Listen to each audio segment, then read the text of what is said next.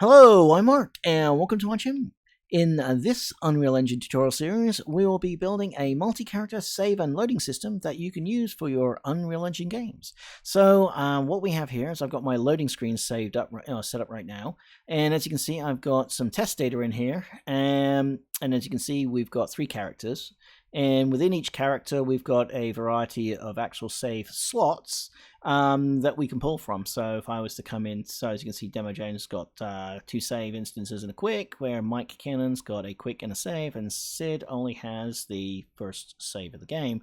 So if I click on this guy and hit load, so we'll be doing a loading screen that you can be able to select the characters, which will then select slot, but then we'll also be creating a quick little pause screen so we can get access to either quick saves, as you can see there, or we can get to save game. And as you can see here now, Sid Smith has a quick save, or he has a second quick save, and then we also have our same new instance, so we can create a new instance there, or we can then overwrite an instance by hitting save game. And I'm just going to then hit the back, come out here, hit resume, and now we're saved. So we'll be building a save screen and a loading screen. We'll also be discussing asynchronous versus synchronous saving, which can be very useful especially if you're working with large save data sets. If you are, then you're going to be wanting to be able to save that data asynchronously to the disk, so that it doesn't interrupt gameplay. And we'll be doing all of this as usual in C++ as well, and then we'll build out the UIs, and that should all be blueprints. So as usual, we have a lot of ground to cover today, so let's get started. Okay, so for this demo, I'm going to be using third person. We'll be using C++, and I'm going to be calling it Save and Loading Live, but you can call it whatever you want. Once you hit create, Unreal Engine and Visual Studio will create us a boilerplate third person game for us to go build our saving and loading system into. And so once Unreal Engine and Visual Studio have done their song and dance, you should see a project that kind of looks like this. All right, so before we get started, if you're new to save and loading in Unreal Engine, this is kind of where you can kind of find all of the saved data, or the save slots, as Unreal Engine likes to call them. This is where it's going to put it. So if you go under your projects, so again, mine is Save and Loading Demo, but under here you should see a saved folder, and then under Save folder, if you don't see this saved games, it's probably because you have not saved a game yet. So you don't need to create it. Unreal Engine, if this folder doesn't exist, will create it the first time you save a game. Otherwise, so you don't need to worry about creating it. It will create it on the first save, when it creates its first save slot. But that's where it's going to be saving it. And then, as you can see, my operating system seems to think that they're zip files. They're really not. So one of the things Unreal Engine does when it creates the save slot and saves the data to the disk, it will actually use a compression algorithm. So it saves it in a compressed format to try and save as much disk space as possible. And as you can see here in my demo, as you can see, I've got various different characters and their saves. And you can use whatever naming format you want. I'm just going to give it the character name underscore the original save instance that it was done under. And then also I'm using a GUID. This way it ensures uniqueness, especially when it comes to something like this, where I've got this quick save 1, 2, and 3. Each quick save goes to a character, but we don't necessarily know which one when you kind of look at this. So as you can see, Unreal Engine uses a very, very flat system. So if you're creating a simple game and all you want is just save slot 1 through save slot 5, or save slots 10, or maybe you just want a single save slot, it's pretty simple. But if you want to get into character systems, you can't really create a hierarchical folder structure here. So in order to get around it, we're going to take a couple of cues from, say, if you've ever used like a Dropbox or Amazon's S3 bucket, we're going to go use a couple of cues from there where we're going to create some metadata, and that metadata file is going to create the illusion of there being a structure in this save system without actually doing it. So as I'm going through this, if I refer to the SaveGame folder as a bucket, that's just kind of what we're going to be doing. This is the bucket of saves, or a bucket of save slots, and we'll be using a metadata to give the illusion that there is a hierarchical structure here, even though there isn't. All right, so that's what we need to solve. So in order to do this, we're going to need to start out with some structured data. So let's get started with that. Okay, so let's come down to our project. Let's go into the content drawer, go to C++ classes, and drill in a little bit. And I'm going to right click and go to new C++ class. So Unreal Engine doesn't have any blueprints or boilerplates for structured data. And I'm just going to keep our structured data in a separate file. So to get around this, again, I'm just going to select none, and we're just going to go to next. I'm going to click on public, so that it uses creates a public folder for me. And I'm just going to add a second folder called data, since this is where our data is going to be. And let's go ahead and give it a name. So for this, I'm going to call it just the same as I'm calling it in the other project, demo saved game row. And so this is going to be the data, that kind of little database, metadata database that we're going to be creating. But we're not going to be creating this as a table. I usually use the suffix of row in my code to denote a data table, but this really isn't going to be a data table, but it is technically a table structure. But we're just going to save it and put it in a different spot. So that's why I'm going to call it that. So that's our demo save game row.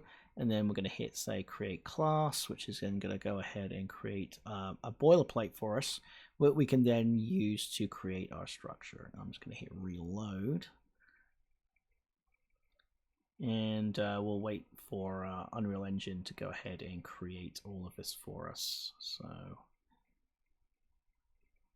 all right, and it's done. So I'm just going to come back to our live. And here it is. So let's go ahead and turn this into structures. So first thing I'm going to do is I'm just going to add the generated H include. So that's there, and we want to make. I always like to put a gap here. That way, I know that this is always going to be at the bottom of the include stack. Here, we're not really going to need an include stack. But again, it's just my way I do things. That way, if later on if I start adding includes, I don't get compiler errors. So I put them in the wrong place. All right, so I'm going to save that. All right, next up, I'm going to bring in an enumerator. So this is the save game types, and these are the types of saves that we can do. So in the UI, we had instance, which is the actual instance that we're saving. We had the concept of a quick save. We could also do an auto save, where this could be something like every 15 minutes in the background it's saving to an auto slot, or it could be you want to have a place where you might want to save the game if you're doing a lot of map shifting, and this could be useful in like games where you're moving from indoors to outdoors, or you're moving from map to map to map, but you have the ability to come backwards and forwards between the maps. You're going to need to save that instance of that map before you move on. Right, that way when you move back, you kind of know what the last instance was. So that could be useful there. And then the exit save, this is useful in, you see this in some games where, if you just exit the game, it'll create an exit save for you. That way you don't have to do a save. That way, if you accidentally exit the game before saving it, you're not, you didn't lose the last set of data. So that's what that'll be for. All right, so that's our enumerator. All right, so next we are going to create the game instance data. So this is going to be something that we can carry on the actual instance slot. So like I said, we're going to be kind of recreating an S3 kind of bucket for our saves, or a bucket, structure for our saves. So in order to do that, we're going to need some information. So here we have the slot name. This is the name. This is the physical name, and this is an F text that is going to be for the slot. That way. And again, this is data that we can see, that we can put up there. The slot file name, which is this guy here. So Unreal Engine just calls them slots or slot IDs, and that's what this is. But at the end of the day, it's going to be saved on the disk as a file. So I'm just going to call it slot file name. And then everything else, with maybe the exception of this guy, I'm just going to go and move it up a bit. Everything else is really just metadata. This is just purely for the UI, for UI purposes. You could argue that the slot name is also kind of for UI purposes as well, but this is just additional information. So this would be your timestamp if you wanted to put a timestamp of when this instance saved, or you need to update the timestamp. This is the total. This is the player time if you want to add player time there, and this is how many times you've saved this particular game. And if you really wanted to, you could also put locations and whatever else you want to do. But this is being saved into this structure so that we don't have to worry. We don't have to go into that way we don't have to open up files to kind of see what's going on. So this can be very useful at doing it this way. All right, so that is going to be our instance data. So now what we need is the actual row. So as you can see here, so we're going to replace this with our row structure.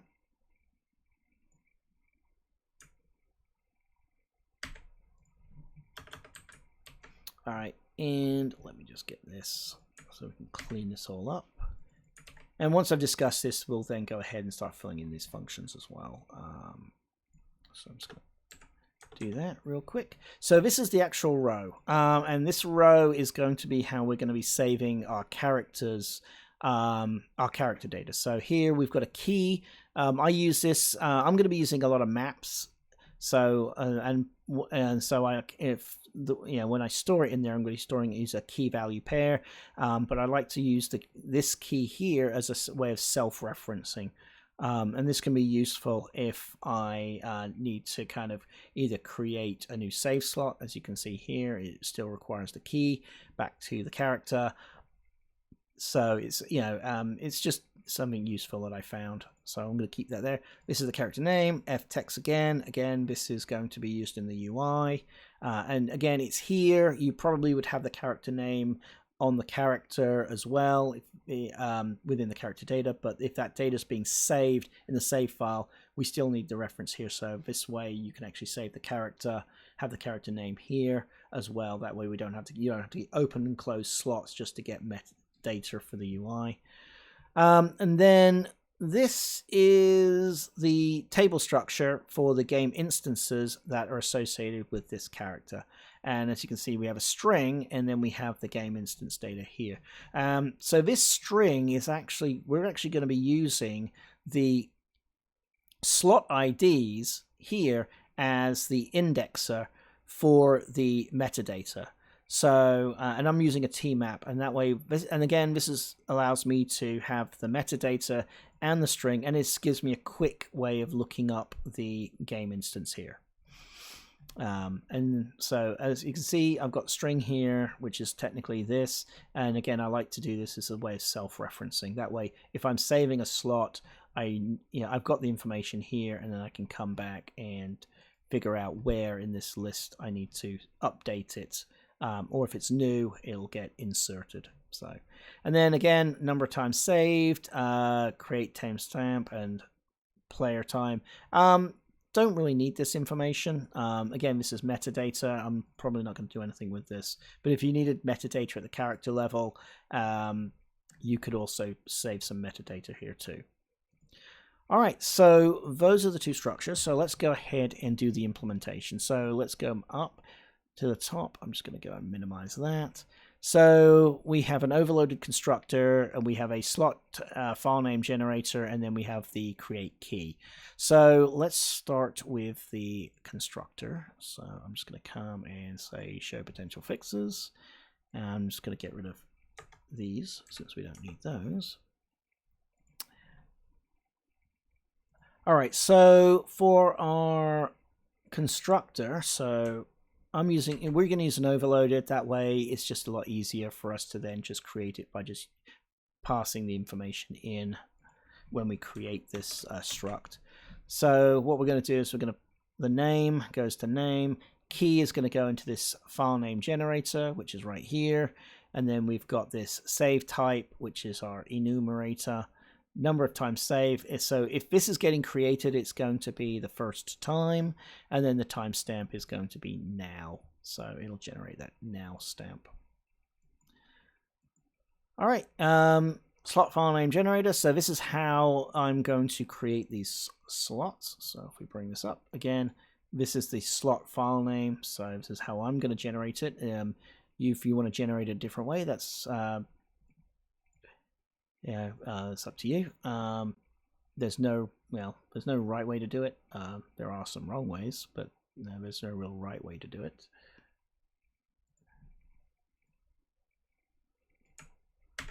As long as you ensure uniqueness, it should be okay. So here, I'm just going to take the key, right, that's coming in, and then I've got an append.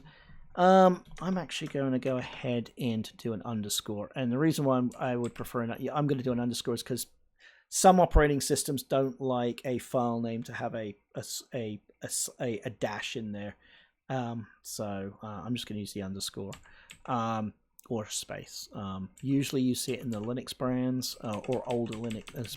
It's usually amongst the older Linux servers or desktops. I think most things supports a dash now, but I'm just going to go switch it to underscore. And then again for uniqueness, I'm going to use a GUID. So if you've never used a GUID in Unreal Engine, they have this struct. It's called fGUID. New GUID dot to string, because we want to output it to a string, and that's how it. And what it'll do is it'll generate a. This is just a unique, a global unique identifier. That's what GUID stands for. So it's a globally unique, and it will just create that little after string. So if I come here, right, everything after the dash here, this is the GUID that we're just putting in there. And again, I'm putting in there just to create a unique, to make sure that this is unique unique, as they say. All right, so that is the generators. I probably don't need this anymore, so I'm just going to comment that out. We do need a key generator down here though, so. But I don't think I need this here. Let me just go back. Yep. All right. So here, demos. This is now in the row. So let's go ahead and finish this.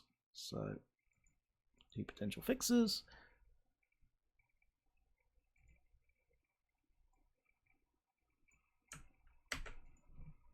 Again, I'm just going to take in the name, and then this will just go ahead and set things up. So as you can see here, we're using the name as part of the key in the key generator, and then this is the create name, and then this is the number of saves. So the idea, again, the key generator is how we want to create, save, save the actual character. So this is our key.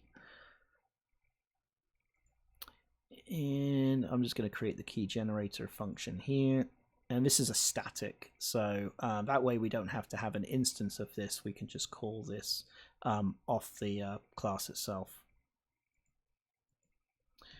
So there's our key generator, and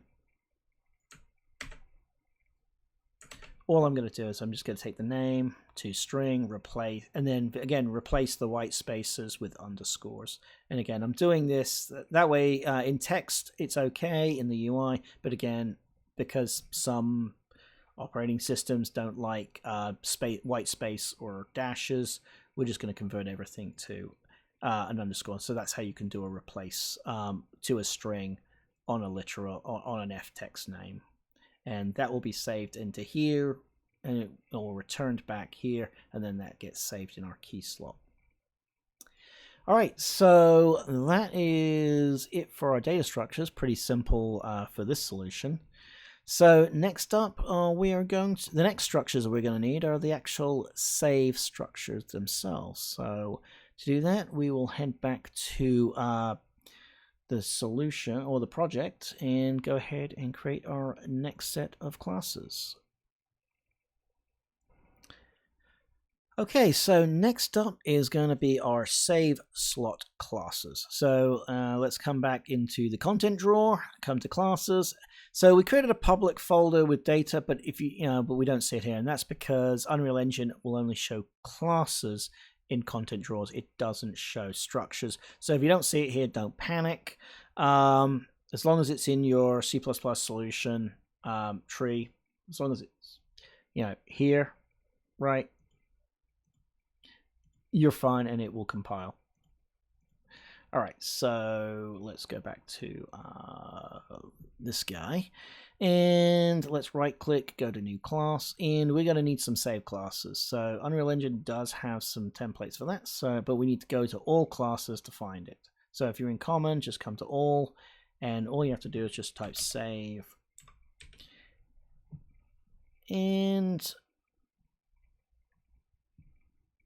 there it is under SaveGame.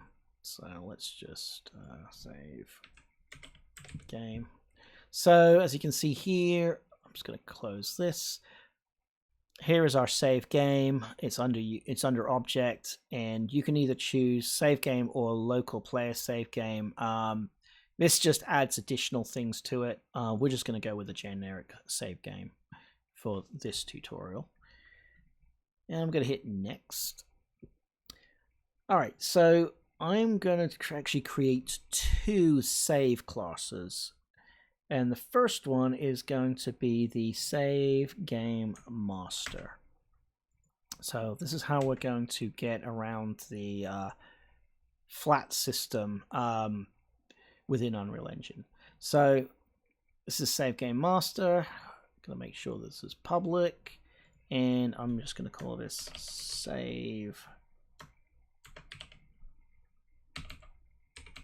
Save classes. We'll put it in another folder, and I'm going to go ahead and create this demo SaveGame Master.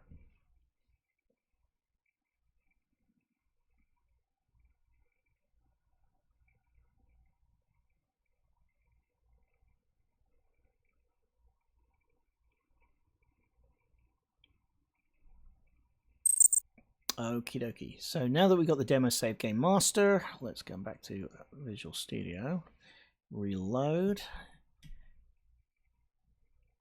All right, so within the master, so as you can see here, we've got our class structure. We don't need to add anything.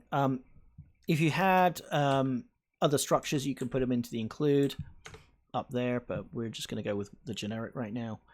So we have generate body, and then under generate body, what I'm going to do, because this is a class, we need to make sure we have a public space. So you can put whatever you want in here, right? It's up to you. Actually, I do need a pointer to our data, because under here, as you can see, we have the demo save game rows. So this is how we're going to create that illusion of a organized structure within our bucket of saved files. So to do that, I need to have an include to our demo save game row.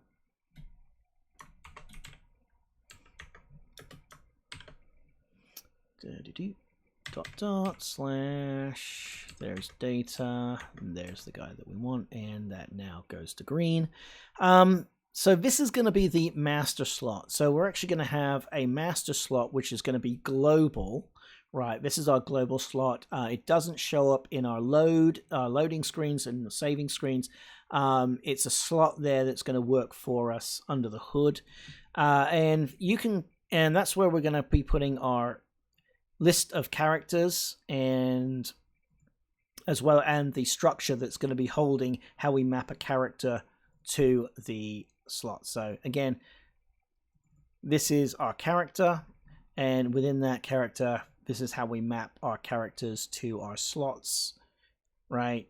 And I'm just using this. I'm using another map here just so that we can have quick access to get that data for using a map versus an array. You could use an array, but you know, with the array, the downside is that you'd have to iterate through the array if you're trying to find something. Where with this, since I know I'm always going to be finding this by the slot name, so I'm just going to use the key there as a quick reference.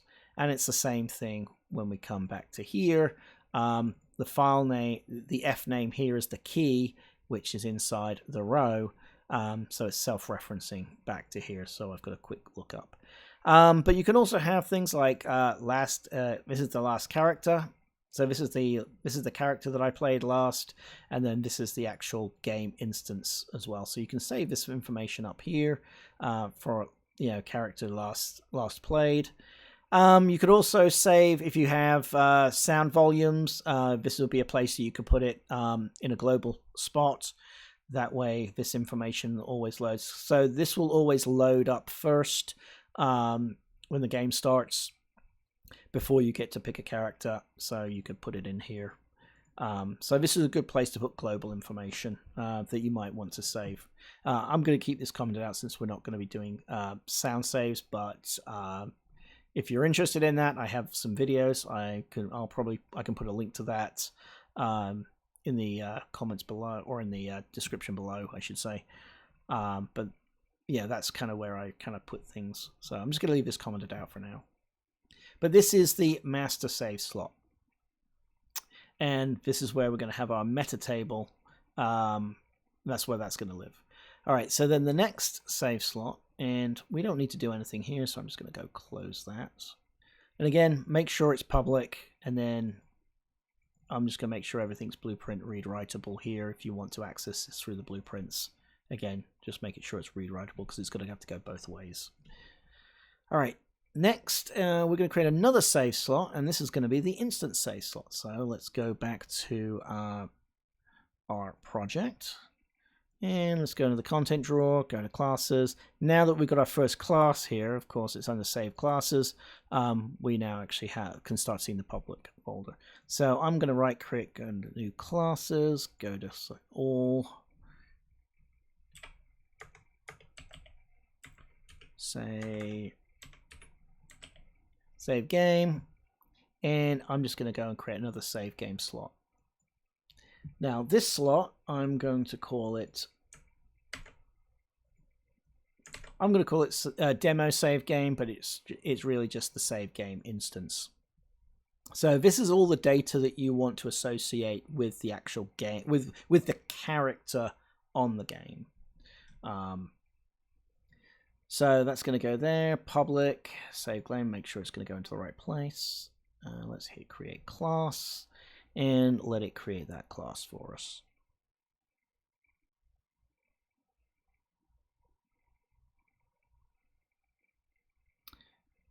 Compiling. All right, so let's go ahead and see what we have. I'm going to say reload all. So this is what we have. I'm not going to worry about adding any includes here. We're going to keep it pretty,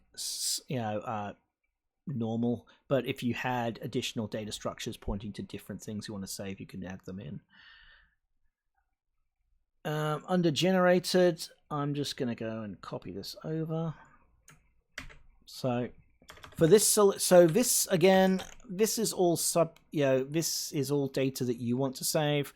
This could all change. And again, you can use structured data. You can have data structures in here as long as everything in that data structure is public. It will, under here, it will serialize. But for this, again, I'm just going to put a current map, health, ammo. That's all I'm going to do for this. And then I've got a set starting date. So you can also add functions in here.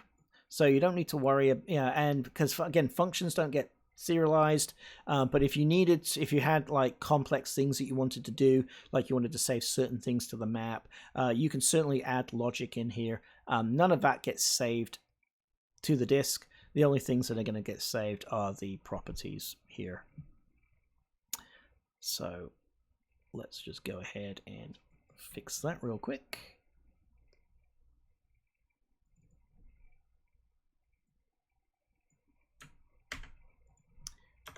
And that's all I'm going to do. All right, so starting map, you know, we're just going to go ahead and call this, and this will just automatically set health and ammo and current map. All right, so that should do it for all of our save slots. So next up is going to be creating the save system code itself, so that we can manage how we want to save things. All right, and so so let's move on to that and show you how you can create a little save class which can help us save and load and handle all the functionality needed to do that. Okay, so before we get started on the save class itself, I'm gonna add an additional class, and it's actually an interface, and this is actually a neat little trick which you can use, especially if you've got a lot of information that you need to save. So it's a good way to actually go out into your map, find everything that needs to be saved before you actually save it to your save slot. So, and we're going to tie this into the save and loading system. So to do that, I'm going to create a new class, but it's not really a class. It's actually going to be an interface. So if you scroll under common, scroll all the way down the bottom, you'll find Unreal Interfaces. So we're actually going to create an Unreal Interface, and let me just grab a name. I'm just going to call this Demo Actor Persistence. So this is an interface that I can put onto any actor or any C++ created actor, right, that I may want to say that I need to save information on there whenever I hit save or use the save system. So to do that, I'm just going to create the Demo Actor Persistence, hit public. Yeah, we'll just put this in the root for now. I'm not going to create an additional folder structure. So we'll hit create class, and it will create us an interface. And I'm just going to put this in here for now, and we'll show you how you can implement this as we kind of work through the save class, and then we'll tie it back to our character class. All right, so now that we've got that, let's go back into Visual Studio, open this up, hit reload, and now we've got this interface that it's created. And all we need to do under public is just create. I'm just going to create 3 functions, and it's going to be try load state data, save state data, and then you could also have a remove state data. Because this is under iPersist. We don't need this function per se. The only function we really absolutely need is the save state data, because that's what we're going to be querying in the saving system every time we want to say, okay, let's save the state of the character and whatever else we want to save in the game map to the save file.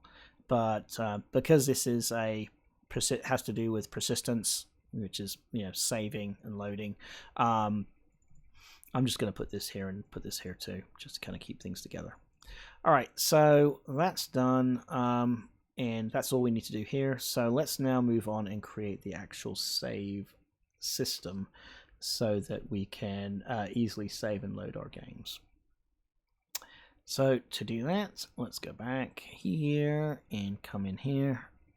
Go to classes, save public. As you can see, there's our interface, C++ interface. So now let's go ahead and create a class. And I'm going to just need a UObject. You could create make an actor component if you want to put it in if you want to attach it to, say, your character or your controller. But I don't like to make it a UObject because there's a lot of overhead on the actor component that we don't need. We just need a simple UObject for what we're doing. So I'm going to make it a UObject. I'm going to hit next. And let's do that. So that's our demo. This is our save and loading system, and we'll just keep that under public. Hit create.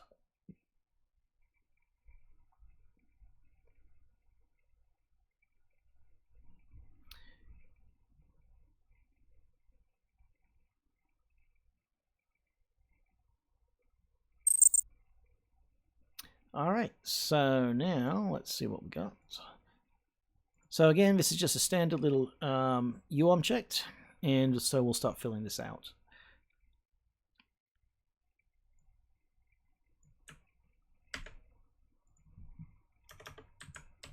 All right, so the first thing I'm going to do is, I'm going to have another enumerator. So this enumerator is going to relate to an exit state. So again, because we're going to be adding the concept of being able to do an exit save for this game, we need to know, are we saving to the main menu, or are we quitting the game completely? Otherwise, if we're not, then we're just going to continue.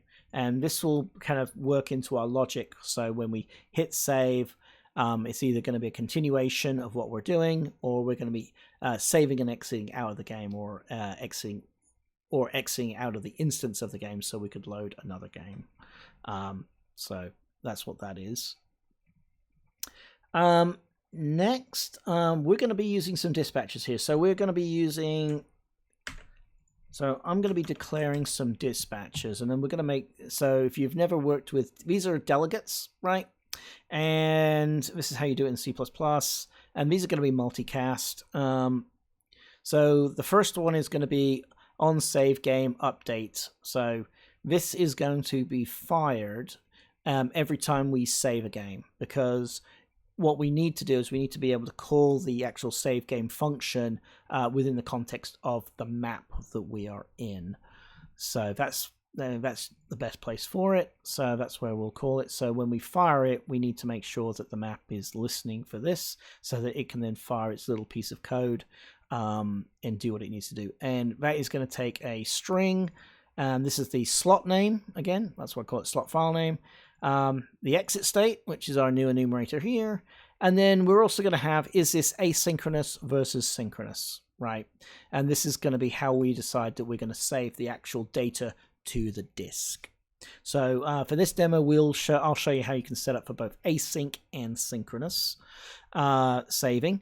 And then I'm going to create two more multicast delegates. One is going to be for this is the save game complete, and then this is going to be the on load game. So we'll be doing loading asynchronously as well as saving asynchronously.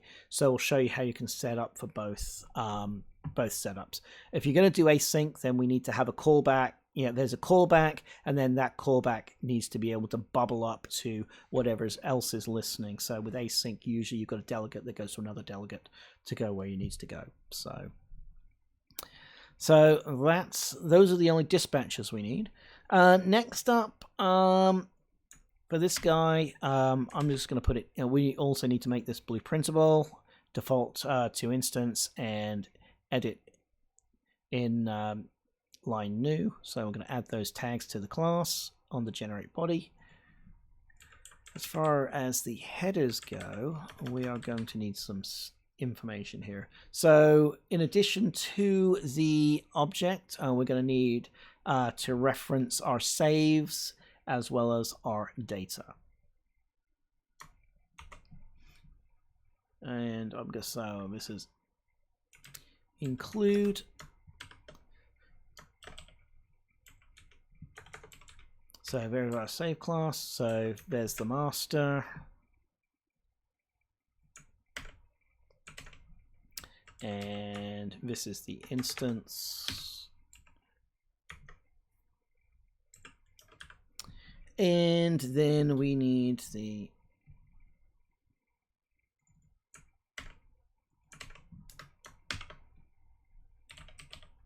data and the save game row. So those are the only includes we need in this system. So again, very bare bones minimum.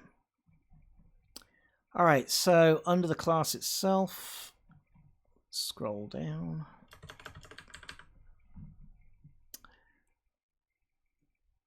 Just gonna go set this up. So we've got public,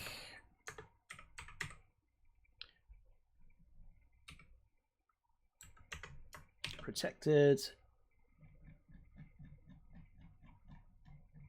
and I'm going to put another public section. just for organizational purposes. So protected is going to be everything that's going to be protected in this class. That way, if you wanted to derive it and do something else with it or add something else to it, you can. Public is again, this is everything that's going to be public facing. So and again, I just like to do this way just for organizational. Just works for me. So under the first set of public, I'm just going to go ahead and copy this. This is where I like to do, so this is going to be the constructor. I'm going to have an initializer too. So this is going to be kind of like the initializer function. So when we load this, we're going to need to initialize the code. So we don't want to do it straight in the constructor. So this would be called on a begin play of the game itself. And then we've got our dispatches. So this is on SaveGame update. So that's going to this guy here. This is on async SaveGame complete. So this will get called once this will tell us that the game has now been saved to disk, and then this will tell us that the game has been loaded from disk up, so that we can then load the actual data into the game. So again, we're going to need those dispatches out of and these are dispatch, so we'll hook this up to whatever needs to listen to this little class here. All right, under protected, let me just bring these guys over. All right, so under protected, so these are this one is transient. Actually, these two are transient. So this is the master save game, and then this is the current instance. Again, this is a design choice. I like to keep these guys in memory. That way, it's just a little bit easier for me to update and move the data. So this is going to be our master save slot. You could decide if you want to. You can close this if you need to save some memory. But since the data is in there so small, I don't see a big difference. And then for me, I like to keep this in memory because it can also double up as a state table for the game. If I need to start managing state that needs to be saved, then this is where it can be. Then I've got some additional properties here. These are blueprint read only, but you've got exit save name, auto save name, quick save. This just allows you some customization, so you can rename it if you want the exit saves or the auto saves, however you want to do it. And because it's an ftext, you can also then localize that as well into your game. And then this is the master save slot. So this, again, is the default slot. So if I was to bring up the bucket of saves, that's what this is. So this is our master game slot. This is the default name, which will be given to the game. If I blast this away, then it will be like saying this is a brand new game.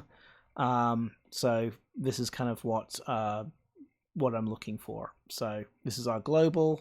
I call it the master game slot, but you can call it the global game slot or the games. The game slot, right? Whatever you want to call it. But this is the master. If this goes away, then all of this data means nothing. It's all dirty data at that point. And as far as the UI and the game is concerned, this data no longer exists. All right, so that's what that is. And then the current game row. So this is, again, the metadata that's associated with this, right? So again, I'm just holding on to it. That way it's just easier for me when I'm going in and out of the game. So I don't have to keep doing lookups for things that I know that should already be there. All right, so that should do it for all the protected variables. So lastly, we need the implementation. And we've got a fair bit of it, so just bear with me. I'm just gonna bring in all the functions and then we can kind of go into them line by line. I think that's probably the best way to do this. All right, so first up, we've got these are functions that are going to be tied to our asynchronous. So again, we're going to be using asynchronous processes. So we need to have some functions that can be tied back to our dispatchers in the asynchronous process. So that's what's up here. And if these are going to be tied as these are functions to dispatchers, you just need to make sure that you add the U function here in order for them to work. But again, they're not publicly accessible. Well, they're publicly accessible here, but they're kind of not exposed to the blueprint. So let's go ahead and we'll go ahead and implement these first. So I'm just going to go to there, make sure it puts it in the right place.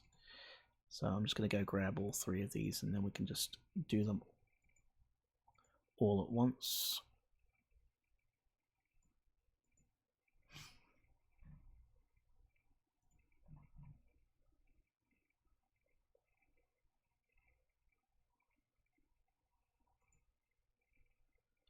Okay, so for our master, I'm just going to go grab this. These are dispatchers that are tied onto that we're listening to. So we'll get to this when we get to the asynchronous part of the save and loading. So I'm going to do an async on the master as well as an async on the instance for saving, but I'm only going to do loading is just going to be asynchronous, but loading for the master will be synchronous. But as you can see here, the things that are being passed through are the string, which is the slot name, the user index, and whether it's successfully loaded or not. So if it's successfully loaded, which is what we're listening to, we're then going to go call our dispatcher, which is defined here, to let the game know that we've successfully saved the game. So that's what we're going to broadcast on our async saved game complete.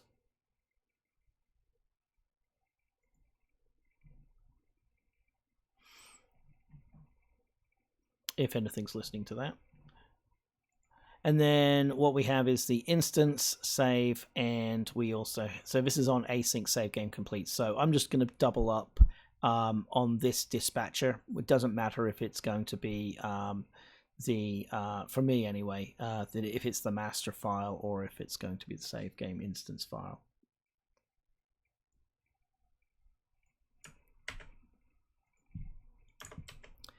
So, whoops, and let me just grab both of those. The only difference here is I'm putting a broadcast true versus false, and that kind of goes back to what we have here. If it's master, it's going to be true. If it's instance, it's going to be false. So whatever's listening to this, if it comes in true, then it's the master. If it comes in false, then it knows it's an instance version. So that's all I'm doing there. Got a little bit of debugging in there. If you want to add it, you can. If you want to track these things firing, you can do that. I'm just going to keep it commented out. And then loading is a little bit more work because we actually want to load in the game on this.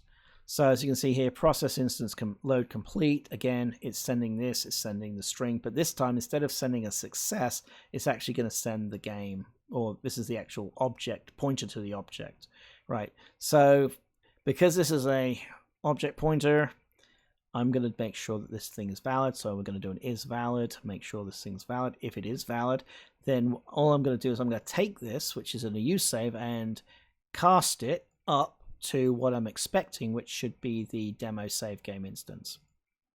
And if it is a good cast, so again, we want to make sure we do an is valid again, since we're doing this cast. It could, if the slot is, if it's a save game slot, but it's not this in this class structure, this will come up as a null.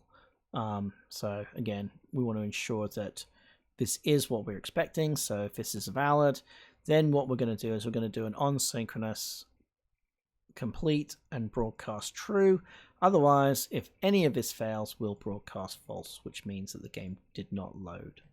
And that kind of goes to our is success here on this one parameter delegate. All right, so whatever's listening to these will be able to act within the UI or within the game. All right, so those are our first structures. So next up, we're going to create this function called the. Actually, you know what? Before we do that, I'm actually going to go into demo save game, and let's do this instance, this initializer as well, before we keep moving forward. So for this guy, I'm just going to go potential fixes. This is the constructor. So let's just get that in there. All I'm going to do is I'm just going to say if this is constructed, then we're just going to go ahead and just write this in using the ftext string format. So that's all we're going to do there. So that's exit save, auto save, and quick save. And then next is the init, and it looks like I'm just going to have to move this thing over wholesale. And because you can see we're using the Unreal Engine, its save and load, its actual save and loading code is actually on gameplay statics. So let's go ahead and add that. And I'm also going to go and add the this is our interface. We'll get to this when we get into the actual save code itself. But again, this is the initializer. This will run. So what we do is we need to have that master slot. So whenever wherever you start your game, and you initialize this for the first time, this is where we'll go ahead and say, does the master game slot exist? If it does, it means this is a previously played game. And if it does exist, then we'll just go ahead and load it. Again, uGame statics, load from game slot. That's the slot ID, which is the master slot ID, which is hard-coded for us. And then if that is successful, right, then we should then go ahead and set that to the current save game row. Well, what we want is the current save game row. So again, this is assuming that we've already played the game at least, for the first time. So we've got that, we've got the master slot. We're going to go in to see if there's a lot, if that is there, if that is there. So this is the last game slot key, and it will put it into there for us. And then that sets the current game row. Otherwise, if it isn't there, right, then we're going to go ahead and this is the first time the game's ever been played on this computer. So then we just need to cast and create a save game object, and that's how you do that. So static cast, create save game object. This is the game. This is the class, and then on there's this static class called static class, which will then help to create our master slot. And then if this is successful, then we'll go ahead and save that slot. We'll do an auto slave of that sort. So just to make sure that it's now on the disk and ready to go. So that's all done in the initializer. All right, so we've got the constructor, we've got the initializer, we've done the dispatches. So now we're going to the real functions here. So this is the update current save instance. So this is going to take the slot ID, and this is going to allow us to save based on the slot ID.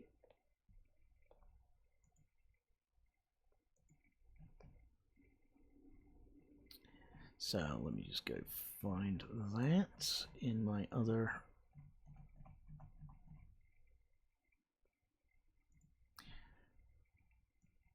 Okay, so I'm just going to grab this.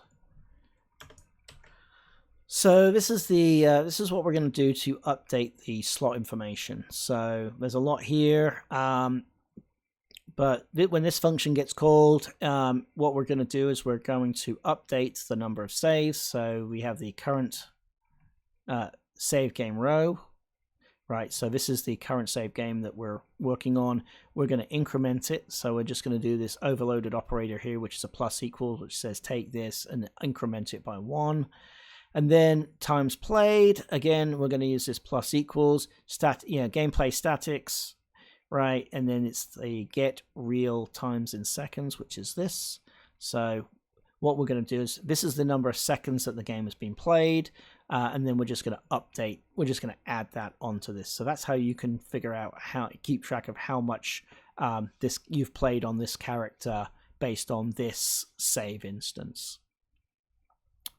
And then that again is done in the current game save row. save game instance. So this now is going to be looking at the number of times saved. So I'm going to take this data and just put that in there. And then save game instance find. So again, I'm doing a find because this is now a T map. This is the slot index. So again, we're doing a very quick lookup to find this information. There's the timestamp. So if you want to do a timestamp, this is just f date time now, and that will give you the timestamp based on the and this comes from the computer's operating system. So this will be localized to wherever the computer is, wherever the game is being played.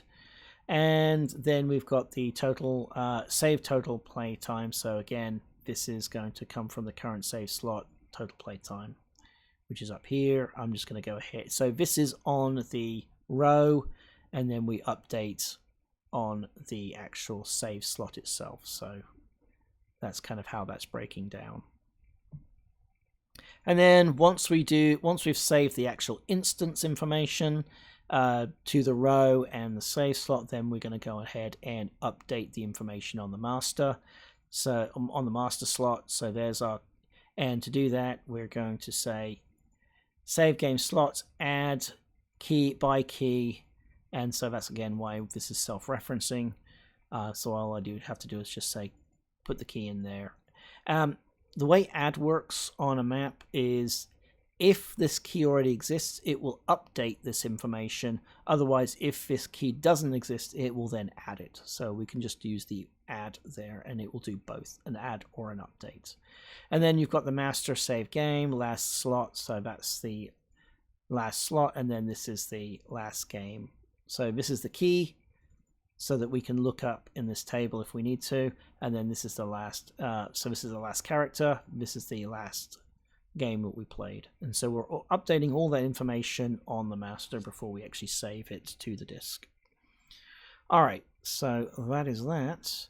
So moving down, I've got a couple of inlines here. So this is the master save slot.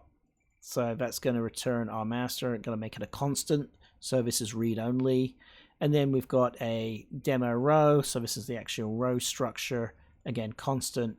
So this is going to be useful when we're creating the UIs, just to be able to get some information, access to that information, since it's protected.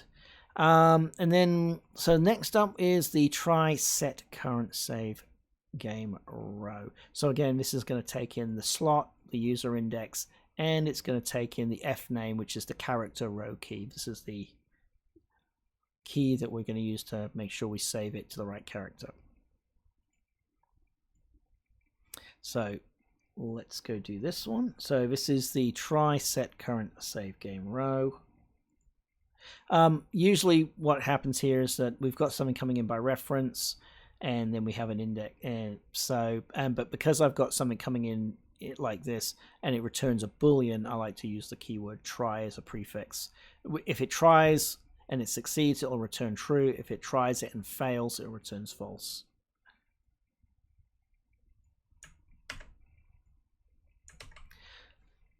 So again, off our game Unreal Engine's gameplay statics library, we're going to check to see if this thing exists. So that's the slot name and that's the user index.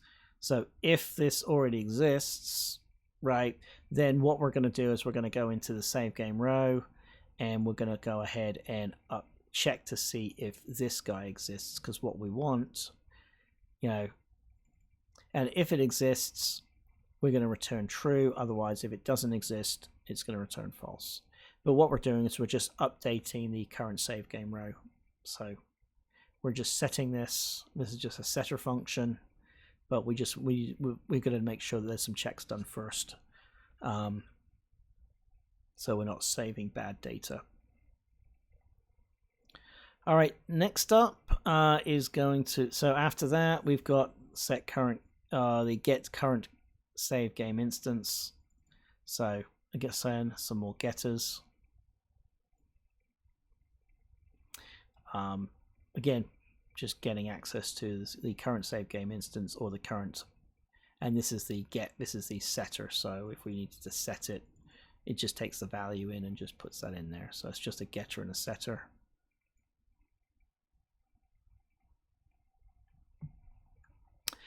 Get last save game slot. So I'm just going to go get that potential fix.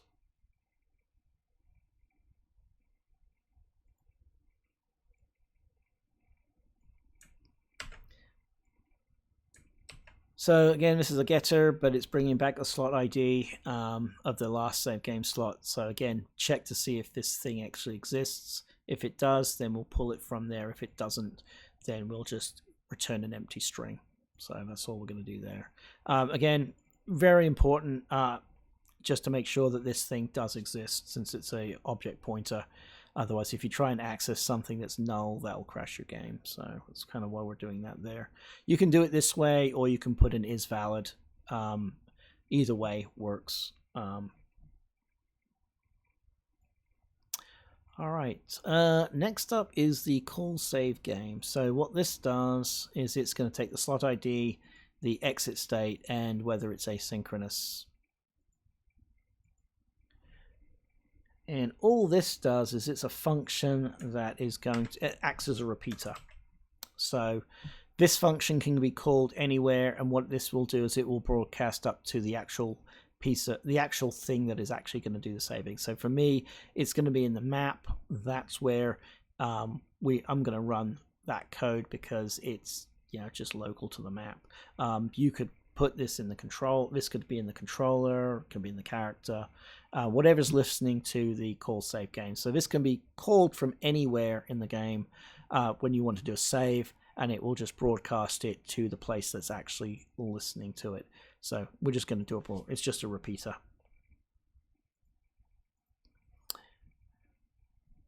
All right, try save game master slot. So we're going to do this. So now we're going to get into the actual saving. So I'm just going to take both of these since this is the master slot. So the first one is synchronous, the second one is async. So with synchronous, again, if it succeeds, we want to pass back true. If it fails, we're going to pass back false.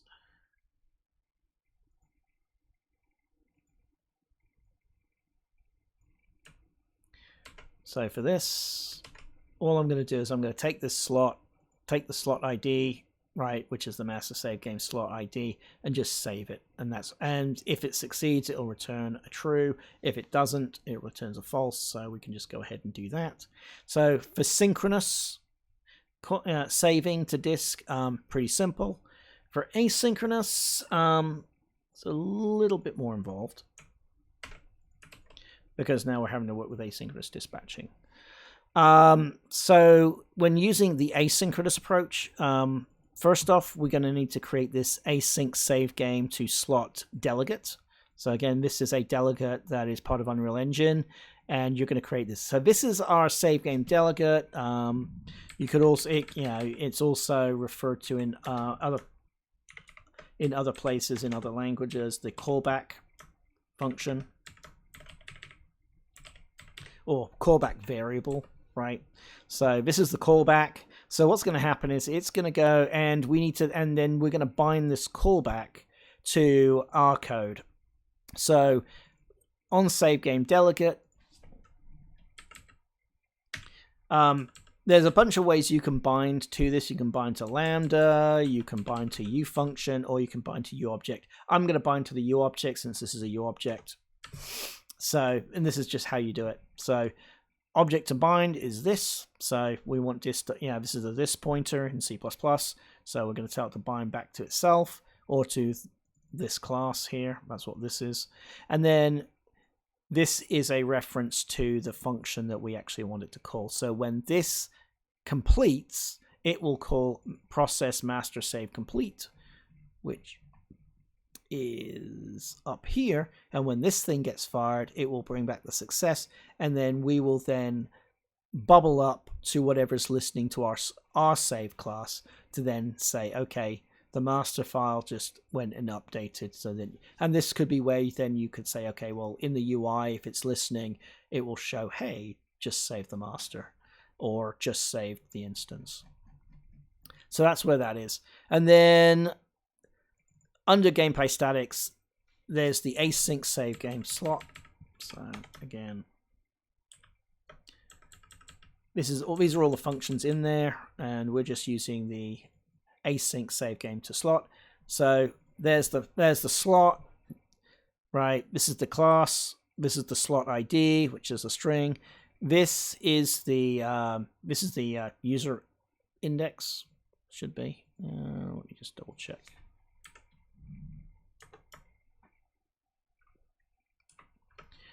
Yep, that's the user index.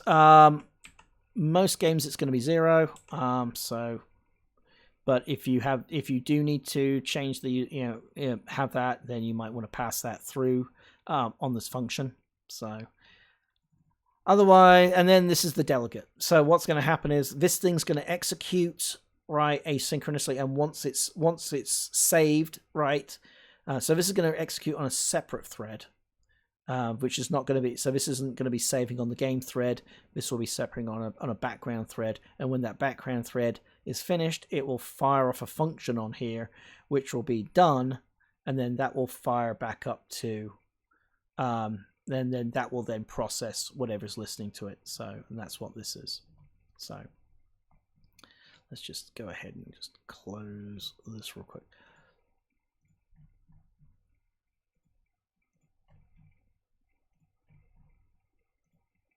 So that's how you implement the asynchronous save solution, and it can be done for both the master as well as the instance slot. And we'll see it, and we'll see this in action when we get to the UI.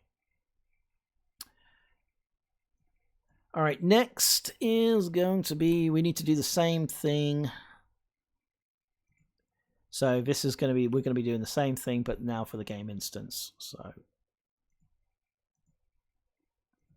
just breaking these into single functions.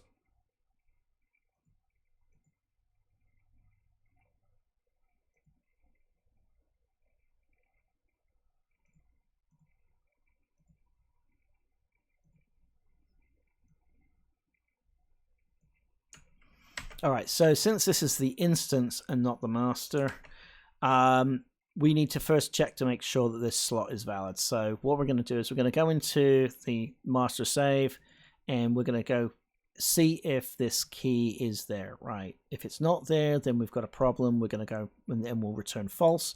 Otherwise, if it is there, then we have a character that we can save to. And then this is the, and then what we have is the master slave. Then we're going to do a find based on the key to see if we actually have the instance, and if that instance map has this slot. So again, we're checking to see if this exists. If it doesn't exist, then we've got a problem. Otherwise, if it does exist, so if it does exist, then we're going to do try save game master, because we want to save the master because we just updated information there, and then we're going to then save to the current slot. So again, we need to make sure that the metadata is all there. Otherwise, if the metadata is not there, then suddenly games started disappearing in the UI, or you'll have game data in the UI which is technically not really there. So we need to try and keep things in sync.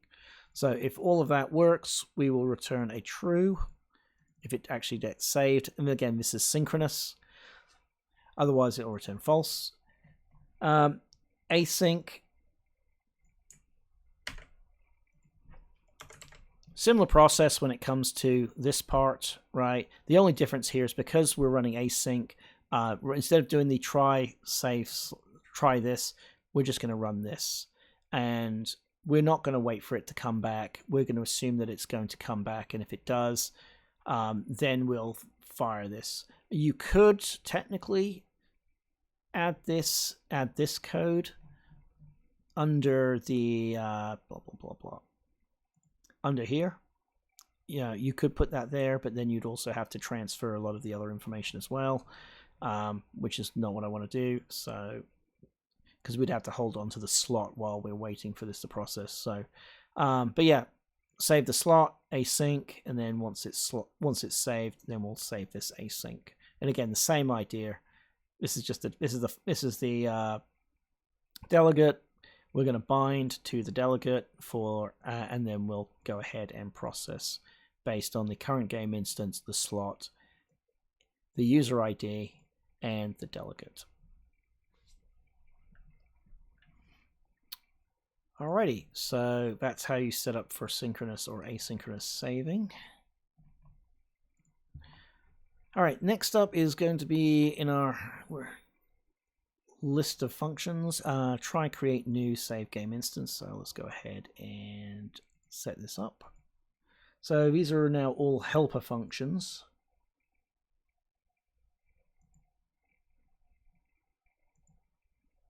So again, try create new game instance slots. Just making sure I'm going to pull the right code over.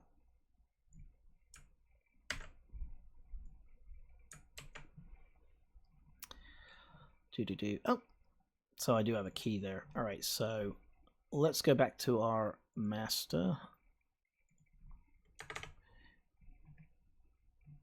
And let's go ahead and fix this real quick. So this is in our data. So I commented this out, but we are using this. So let's go ahead and fill this in real quick.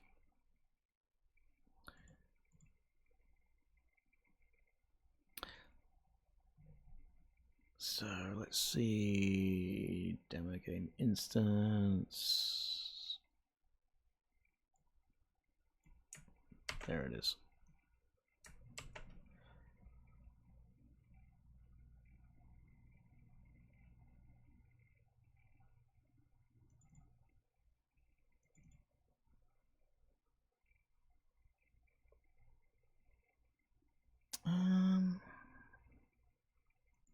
Oh, brought over the wrong one. That's the one we want. So again, we want to create a key. So we're going to take the name and we're going to create the new key. This is the type of the instance. So we're going to be, if this is an instance, then again, we're going to append the number. So this is, again, we're creating the key for the first time. So this is our key generator. So this is the key for the row. This is the actual key name that we're going to be generating for the slot that we can then, which will then get bent back into the slot generator. So it's a little confusing, but all these keys are needed to make sure that we maintain integrity in our files. All right, so we'll come back to try create save instance. So here we've got the current number. So again, we're going to increment. We've got the key with the creator. There's the name, current save game row, number of saves, type, right? And then we've got the new instance slot. So again, we need to generate this. Again, here's the function. So here's the key we generated. We're just going to pass that in, name and type. And then from here, number of times played. We can get that from the get real seconds. And then under the new instance, we want to set up the date time now, number of times saved. So again, this is all the information that we now need for the instance if we're creating a brand new slot. And we're just updating all the information. And then this is the slot file name out. So this is an output. So this is coming in, this is coming out. So we're going to be returning both the slot file name, so this is the slot that we intend to use, and whether we succeeded or not. Again, if we get through all of this, we return true. Otherwise, if we fail on this, we will then return false. All right, create new game save slot. Again,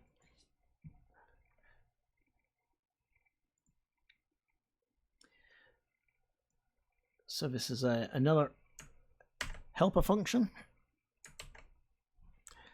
Again, a lot of these functions will be very useful when we start getting into the UI. Since it's all code, we've already got it there, so we can just reuse it.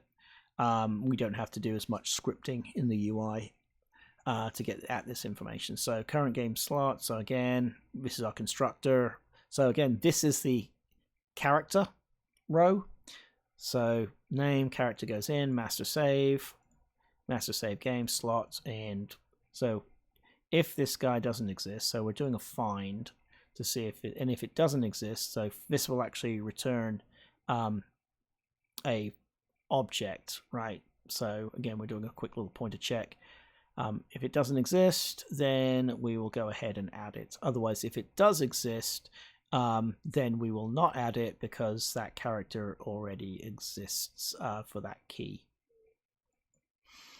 And again, return true versus return false. All right, try delete. So sometimes we might want to delete a game.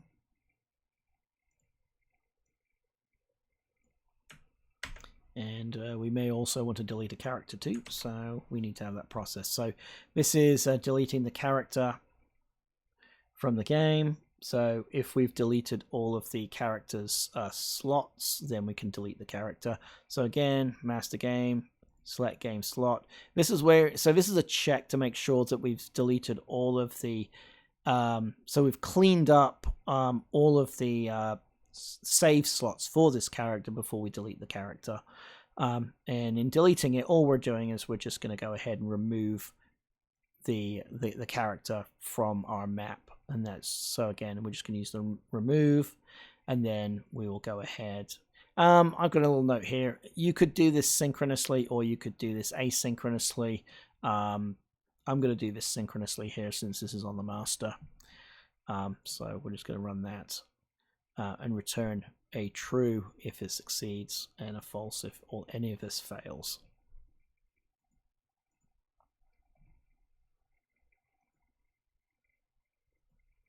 All right, and then we do the same thing for instance. Again, these are just, again, all of these are just helper functions for when we get into the UI, when we start building the UI. Again, try delete save game instance. So this is the game key. Right, so this is the character key or the game key, and then this is the actual slot that we want to save it to. If it exists, we'll override it. If it doesn't, then we'll create a new one. So again, make sure that our master is valid. The master slot is, then we'll, contains, so here's the save games. This is the game key or the character key. If this is equal, right, so here we're doing, this is if it's contained in the list.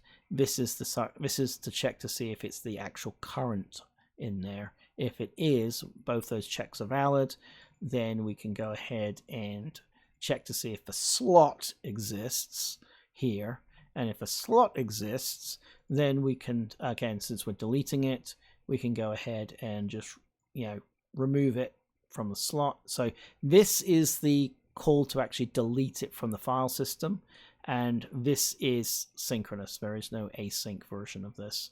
So this will tell the file system to delete it, and then if it's successful, then we'll remove it from the metadata, and then if that's the case, then we will then go ahead and if this is equal, we will then just set this string to none. So we'll null it out here too if it's the current game. And then again, update the master slot so that our metadatabase is up to date. And if you wanted to, you could do it async, but I'm going to choose to do it synchronously since this is in a try. All right, so that's that. Okay, next up, we're down to our 1, 2, 3, 4, last 5 functions. Create slot name. So again, we need to be able to create a slot.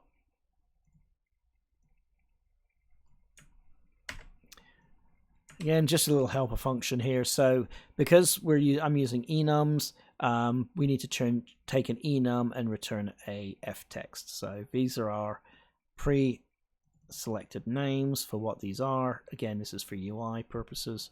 So again, that is there. Save game instance. So this is just another function.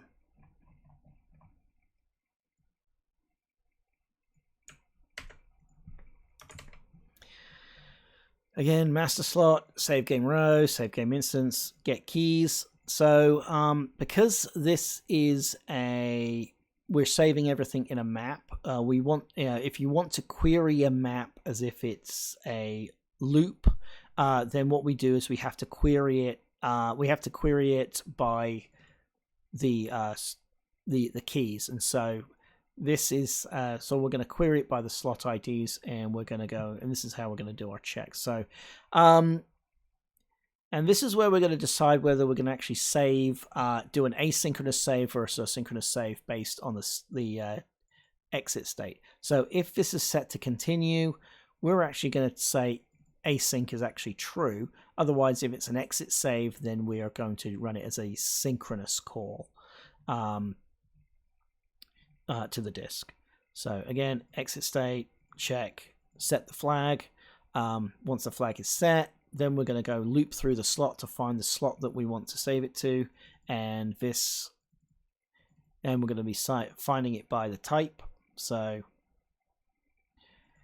and then here we have update current save instance by slot, and then we have the call save slot. So this is just going to update the metadata, and again, this is SaveGame instance. This is the current instance. This is in regard to the current instance that we'll want to save.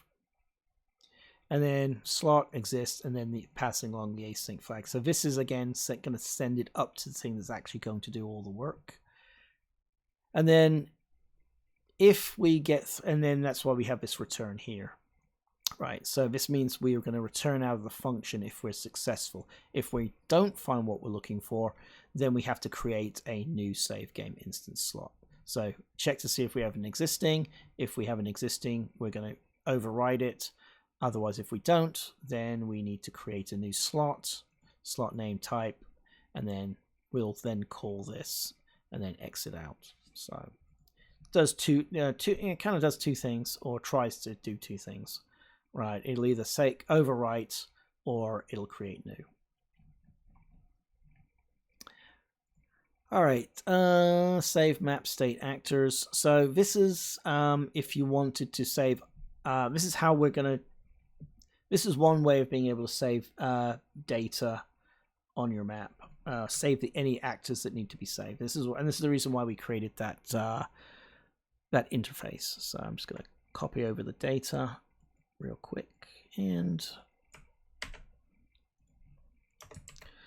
so if I've got this little there's some you might want to add this if you're going to be saving based on maps to check to see if the map exists. That's what this is for. I'm commenting out since we don't have it in this demo, but again, we're going to we're passing the map in. Otherwise, if you don't need to worry about maps, don't worry about it. You don't need to actually pass this in at all. But all we're going to do is we're going to run this persistent actors, right? So this is how we can leverage that interface to tell all of the actors to save themselves up into the instance slot before we actually save it to disk. So that's what this function does. So it's going to then, it runs on gameplay statics. It's got this function called get all actors with interface. So the interface, this is the interface we created, right? And then what it's going to do is it's going to get us an array of all of the actors. And this could be actors, pawns, characters, right? Anything that inherits from class actor that also has that interface on it. If it has it, then we will then say take that actor, cast it to the interface so that we can then and then we'll just say run this. So this is running synchronously. So every actor that has this will go say save, and then once all those actors have saved, then we can then safely save that to disk. So, all right, so that's that, and then try load game instance and async. So this is the loading. I'm just going to go and do this real quick for both of them so you can kind of see them side by side. But again, this is if you want to load a character.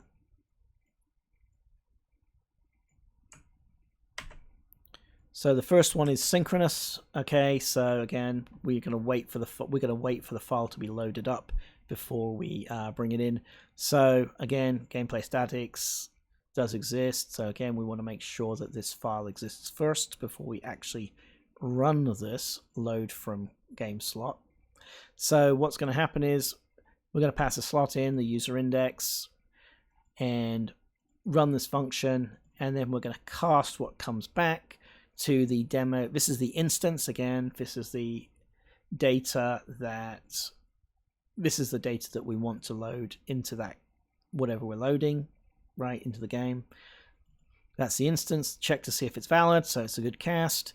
If it's a good cast, then you can do a couple of different things. If it's map related, you could put this here. I've commented it out because I don't have any map shifting, but you could map shift to the map that is in the game instance if you're saving that information. Otherwise, you can load it when this thing succeeds outside of it as well.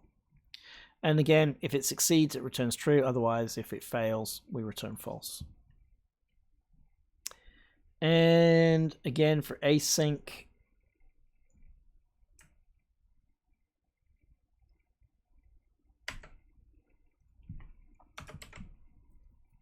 so again, check to make sure the file exists. The only difference here is we're going to run this async load game from slot delegate. This is the load, not the save. So this is the load delegate, bound the same way. This is going to our persistent instant load complete. So if the file loads incomplete, then we want to execute the loading of the data. So, and that is all the way back up here. So if this is successful, this gets returned. And if all of this is valid, then we will broadcast up, and then we will finish the loading process outside of this class. But then that's it. And we're just going to return here. Otherwise, and I'm putting the return here, even though this is an asynchronous. So this will just automatically return even though this is still loading. But if this fails, I'm just going to broadcast up to say that the game did not load. So that's where we'll do that there.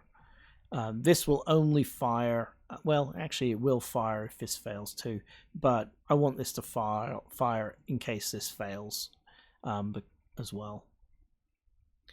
All right, so I think that's going to do it for this video. This is all the C++ that we need to get this going. In the next video, what we'll do is we will then we'll integrate the interface onto the character, and then once we've got that done, I think then we'll create the saving screens. So we'll create a quick little pause screen, and then we'll create the saving and loading screen so we can save all the data.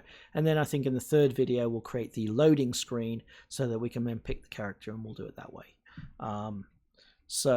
Yep, so that's what we're going to do.